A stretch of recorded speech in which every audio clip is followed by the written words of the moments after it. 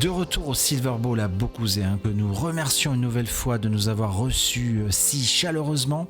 Alors maintenant, vous le savez, c'est le grand moment que tout le monde attend. C'est la grande finale du Bowling Promotion Tour entre la Polonaise Daria Pajok et le jeune et surprenant Suédois Karl Eklund. Alors Bruno, dites-nous un peu quel est le règlement du tournoi pour protéger notre leader ? Eh bien Hélène, bonne question. En fait, pour faire simple, je vais être assez direct. Le Suédois a besoin de gagner 2 matchs consécutifs, alors que la Polonaise, si elle gagne cette première rencontre, c'est bon, elle gagne le titre.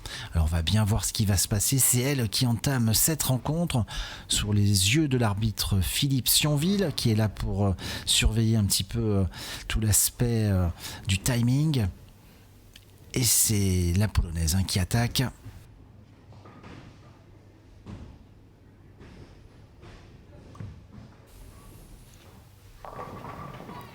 Avec un premier strike parfaitement réussi. On revoit la boule au ralenti avec la trajectoire et une arrivée de la boule impeccable. Ouais, un beau strike légèrement mi-poche.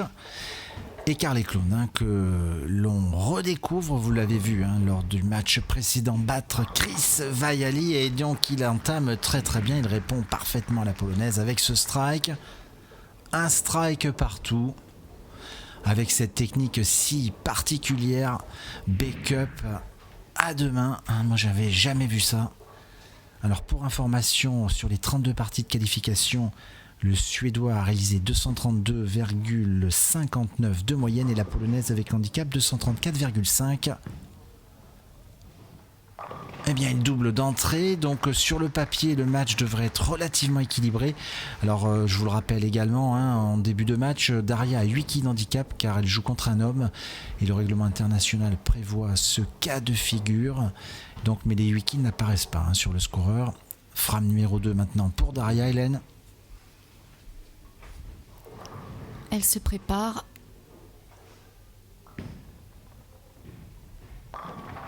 Et c'est un doublé pour Daria.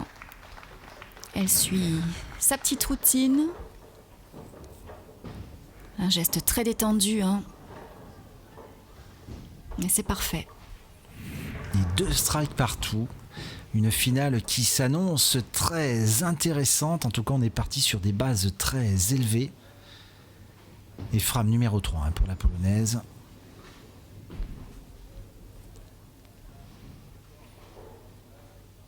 Alors elle a déjà rencontré Karl Eklund, un individuel à Poitiers. Elle avait perdu. Alors est-ce que ça va avoir une incidence sur cette grande finale ?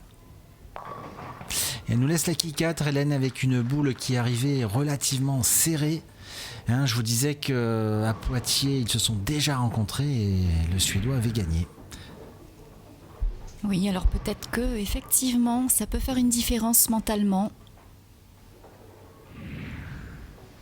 Mais comme vous le disiez tout à l'heure, elle a quand même l'expérience de sa carrière professionnelle et elle n'en est pas à sa première difficulté. Elle est habituée aux caméras de télévision, Daria, vous le savez.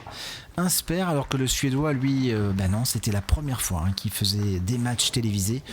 Mais il n'a pas l'air d'être vraiment impressionné. Il n'a que 15 ans, c'est vraiment incroyable.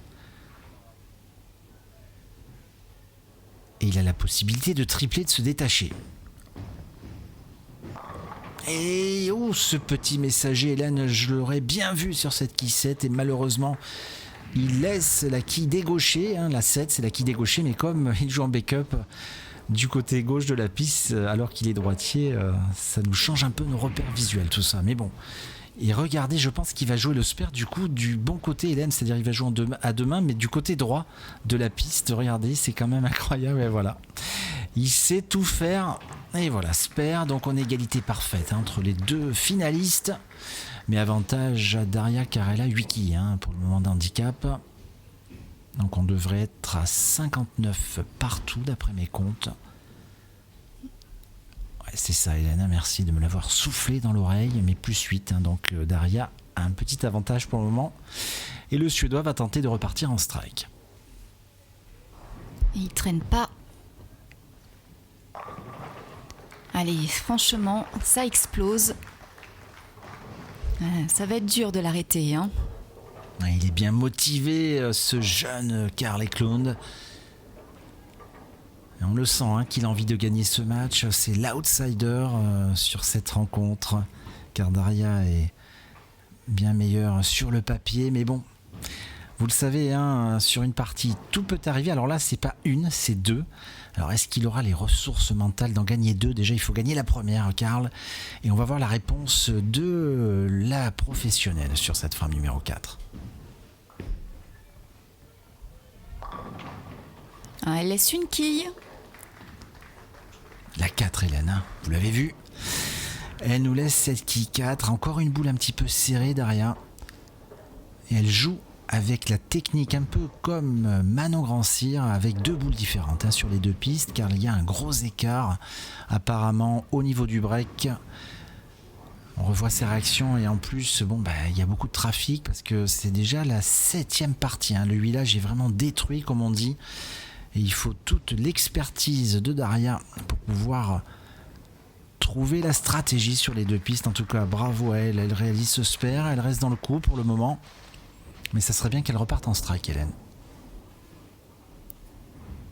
Et oui, c'est sûr que ça représente une difficulté. Bien sûr, elle est première, mais c'est pas évident d'arriver comme ça au bout d'un certain nombre de parties, découvrir les pistes qui ont énormément bougé.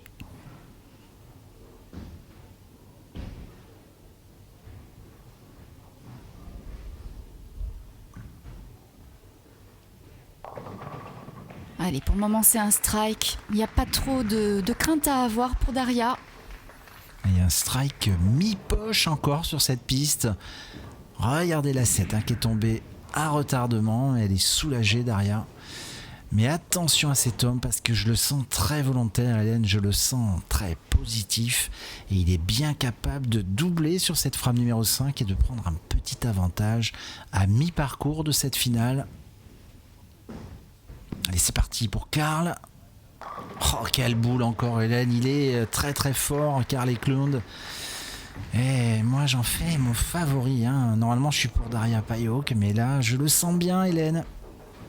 Et oui, puis cette technique, l'avantage dans le sens où ça brasse vraiment davantage les quilles. Ouais, le jeu à deux mains, le jeu moderne. Alors, en plus, il joue avec une boule uréthane.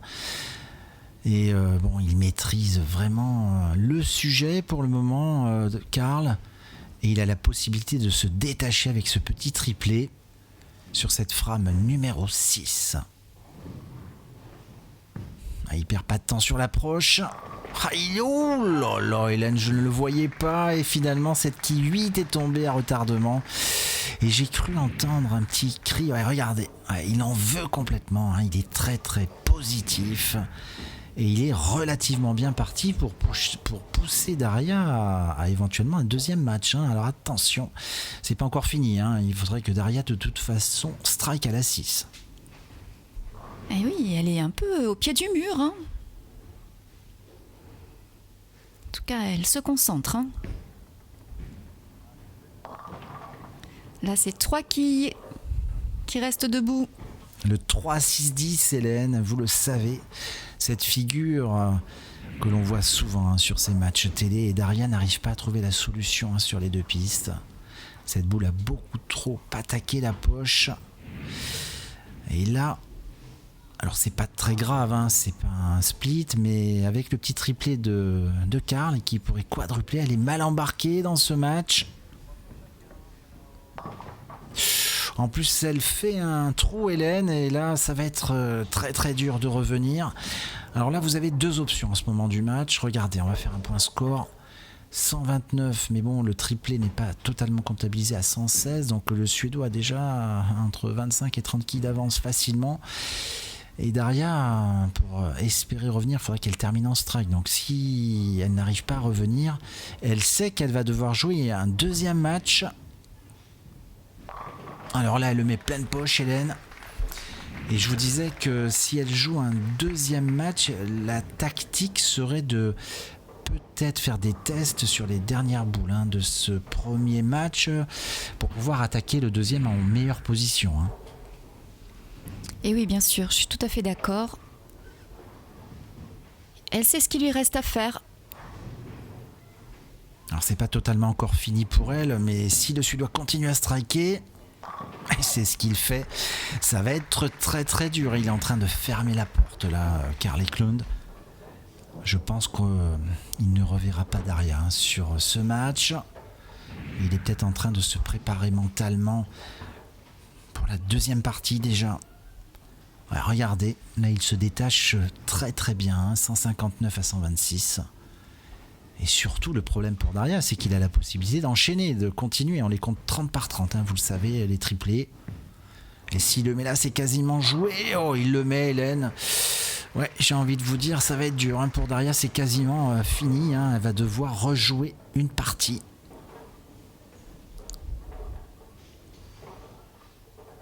Ouais. Ce qu'il lui reste à faire peut-être sur cette fin de partie, c'est d'essayer, de tenter, voir ce qui passe. C'est ce qu'elle fait, je pense. Encore une boule serrée, vous l'avez vu, Hélène. Elle a du mal, et ce qui est bizarre, c'est qu'elle joue, enfin, visuellement, c'est toujours plus facile à dire à notre cabine de commentateurs que quand on est sur les pistes, mais elle joue avec cette boule qui attaque trop sur la 6, et je pense qu'elle devrait jouer avec la boule un petit peu bleu nuit, qu'elle joue sur la 5 et inversement, je pense. Donc, est-ce qu'elle s'embrouille pas un peu, Daria? En tout cas, le spare, pas de problème. Parce que la piste 6, on le voit pour elle, en tout cas pour sa ligne de jeu, finit plus fort que la 5. C'est juste visuel, après on n'est pas sur les pistes, je peux pas vous dire. Et elle enchaîne sur cette frame 9, Hélène, mais le match est plié.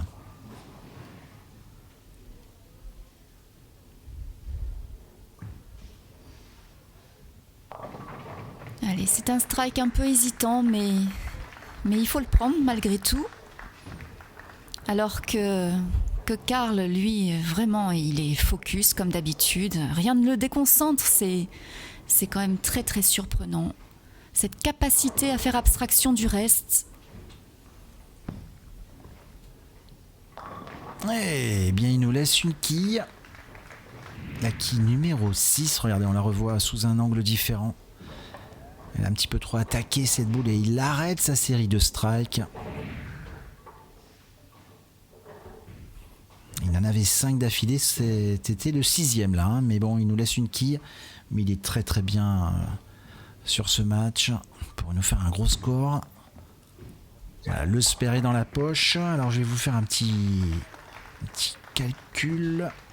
Donc s'il triple son score max, voilà, il y a le score qui apparaît, serait de 258. Donc de toute façon, comme je vous disais, le match est plié. Mais ce qu'il faut se dire, c'est que Daria est peut-être en train d'analyser ce qu'elle va devoir faire pour la belle, on peut dire le match numéro 2. Alors avec l'expérience qu'elle a, je pense qu'elle peut revenir et gagner cette finale. Karl continue, lui en tout cas il a trouvé le strike, Hélène, mais attention parce que je pense que le match suivant, donc la dernière partie quoi qu'il arrive, sera relativement intéressant, notamment sur les premières frames. Tout va se jouer sur le début de la rencontre. Et si Daria n'arrive pas à trouver la solution, bien ça serait ce jeune prodige qui gagnerait ce tour. Vraiment exceptionnel, Hélène. Ce qu'on peut dire, c'est qu'on l'attendait sans l'attendre, ce joueur. Évidemment, il a un gros potentiel. Regardez ses strikes, mais en même temps, on était loin d'imaginer qu'il aille jusqu'au bout de ce qu'il nous avait annoncé. Et oui, souvenez-vous, on l'avait interviewé en début de tour, il nous l'avait dit, il gagnera cet événement. Moi, j'y croyais pas trop au début, mais bon, forcé de constater que ce joueur nous surprend. 258 face à la tenante du titre, Daria Payok, qui va terminer ce match. Donc elle sait, les deux joueurs le savent, qu'il y aura une belle. D'ailleurs, je vois que Karl parle avec l'arbitre. Je ne sais pas exactement ce qu'il lui dit. Je pense que c'est pour savoir qui va commencer. Est-ce que, comme il a gagné cette rencontre, je crois que c'est lui, effectivement c'est ça, c'est lui qui a le droit de choisir qui commencera la deuxième partie. Et on voit que Daria, Hélène fait un test, elle a sorti une boule de son sac, elle a eu du mal avec son pouce, j'ai vu. Et est-ce que c'est la solution? Alors Daria va utiliser une nouvelle boule, on l'a pas vu encore celle-là, une boule Pearl. Et on voit qu'elle est un petit peu agacée, Hélène, elle est tracassée.